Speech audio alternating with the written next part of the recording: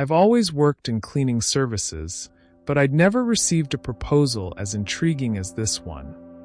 An elderly woman hired me to clean an old mansion she had recently inherited.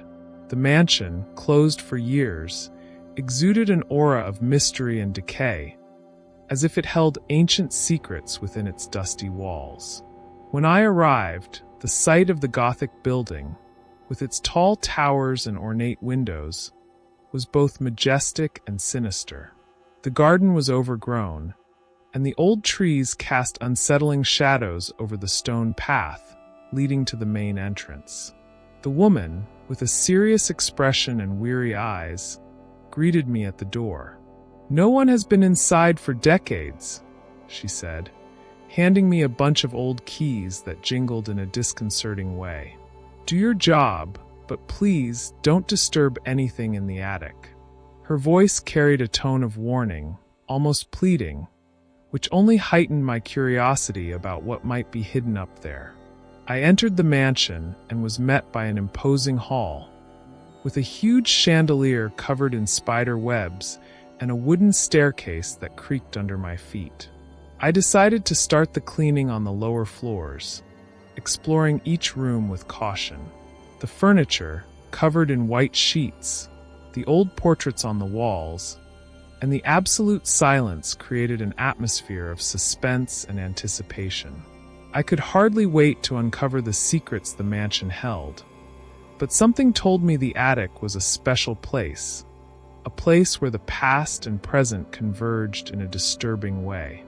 The first few days working in the mansion were a mix of fascination and discomfort. The air was heavy, laden with the smell of mildew and a distant past. With each room I cleaned, the silence was broken only by the sound of my own work. The scraping of brushes, the dragging of furniture, and the occasional sigh from the old upholstery. The mansion seemed to hold a story in every corner, and the feeling of being watched was constant. The walls were covered in faded and torn wallpaper, and the furniture, draped in white sheets, were like ghosts from a time that would never return. While cleaning the library, a room that seemed to have been the heart of the house, I found something that caught my attention. A large number of old, dusty books stacked on shelves that reached from floor to ceiling. Among them, I discovered a hidden diary, partially covered by a pile of dusty books. The diary belonged to Victor, the mansion's former owner. The pages were filled with frantic notes about his investigations into the occult, ancient ritual practices, and spiritual experiments. The content was disturbing. Victor wrote about attempts to summon spirits and contact the beyond, and his accounts became increasingly desperate. He mentioned unexplained events and disturbing visions that haunted him. On one of the last legible pages, a phrase stood out among the notes. "The attic holds the final secret." This phrase unsettled me, increasing my curiosity and a slight discomfort. What could be hidden in the attic that Victor considered so crucial? As I continued cleaning, the mansion's atmosphere seemed to grow denser and charged with a strange energy. Each room revealed new details about the place's dark past, and the feeling that something was about to happen intensified.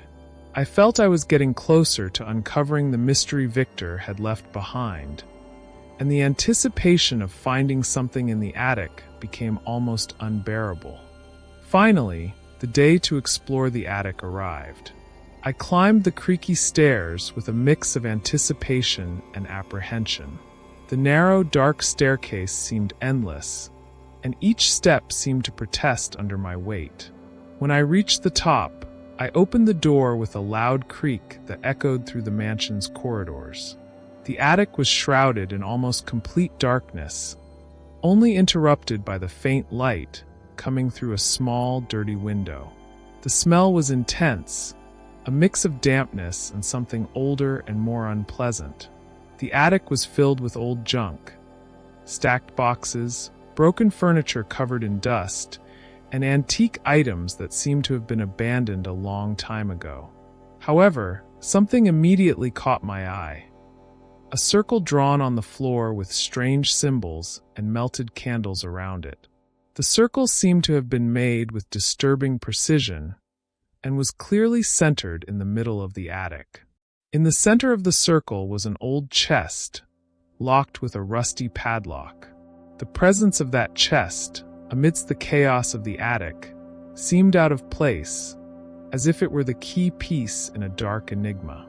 With trembling hands, I used a pry bar to open the padlock, which snapped with a metallic sound that shattered the heavy silence of the room. The chest creaked open, revealing its terrifying contents. Inside the chest, I found a collection of macabre artifacts. Partially shattered skulls, human bones, and ritualistic objects covered in dust. At the bottom of the chest was a small mirror, wrapped in a black cloth. The mirror seemed to be in perfect condition, contrasting with the rest of the items that were in a state of decay. I decided to look at the mirror, slowly pulling away the black cloth. As soon as the mirror was revealed, a chilling sensation washed over me. When I looked into the mirror, my reflection was distorted, as if a supernatural mist enveloped the surface. But the worst was yet to come. In the depths of the mirror, a shadowy figure with glowing red eyes appeared ominously. The image was so real and disturbing that I could almost feel the figure's presence. Fear paralyzed me, and in a panic-driven impulse, I dropped the mirror, which shattered on the floor with a thunderous sound. The cold, malevolent presence that emanated from the mirror seemed to manifest physically in the attic. The atmosphere in the attic changed abruptly. The candles around the circle lit up on their own, casting a weak, flickering light that danced in the shadows. The figure from the mirror began to materialize, floating above the circle drawn on the floor. It was Victor, or what remained of him, with red eyes glowing with deep hatred. His presence was oppressive and terrifying. Fear overtook me, and the attic seemed to spin around me. Without a second thought, I ran down the stairs, fleeing the mansion as fast as I could. Since that night, my life has never been the same. The fear and anguish I experienced in the attic remain vivid in my mind, like invisible scars that never heal. The image of the shadowy figure with glowing red eyes and the oppressive feeling of Victor's presence haunt me constantly. The psychological impact was profound. The experience left a mark that made me question reality and the very nature of the supernatural. I decided never to return to that mansion. The memory of that night left me so shaken that I avoided entering old, abandoned places, fearing that another similar experience might occur. The woman who hired me eventually sold the mansion shortly after, and although I tried to find out what happened to the place, I never got clear answers. The mansion remains marked as a site of terror and mystery, and rumors about the attic and the macabre artifacts have become local legend. I shared my experience with a few close friends, but many found it hard to believe, treating it as the product of an overactive mind. However, those who believed told me I was fortunate to have come out alive. The secret of the attic and Victor's restless spirit remain as a constant reminder that some doors should remain closed and some secrets should never be revealed. The experience in the attic transformed my life in ways I could never have imagined. The curiosity that led me to explore the unknown now serves as a lesson in prudence and respect for mysteries that some prefer to keep buried. The mansion, with its sinister attic and the horrors I found there, remains a constant reminder that some discoveries are better left behind.